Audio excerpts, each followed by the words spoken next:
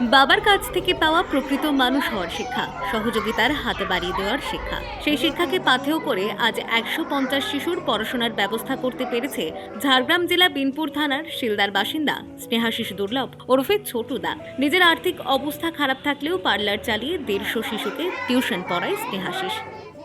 চিন্তা বলতে আমি ছোট থেকে আমার বাবাকে দেখেছি যে বহু অসহায় বাচ্চা ছেলে মেয়েদের বিনা পয়সায় পড়াতো, সেই দেখে ছোট থেকে ইচ্ছা ছিল। আর আমি শুরু করি 2018 সালে 26 জনকে নিয়ে, মানে চিন্তাধারা যখন আসে যে অসহায়দের জন্য কিছু করব, তখন 26 জন বাচ্চাকে নিয়ে আমি শুরু করি পড়ানো।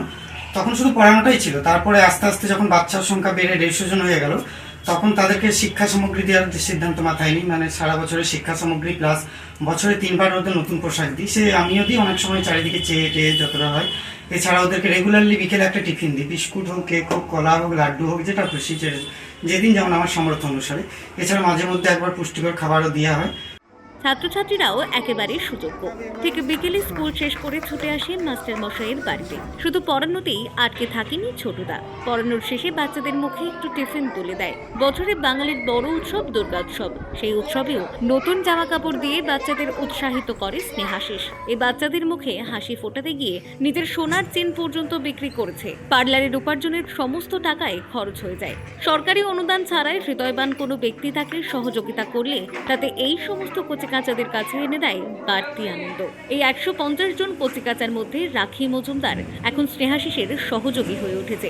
আজ থেকে 10 বছর আগে রাখির জন্ম হয়, তারপরে অন্যান্য বাচ্চাদের মতো সেও এখানে পড়াশোনার জন্য আসে। কিন্তু স্নেহাশিসের সাথে থেকে থেকে এতটাই কাছের হয়ে উঠেছে যা দেখে মনে হবে বাবা ও মেয়ের জুটি।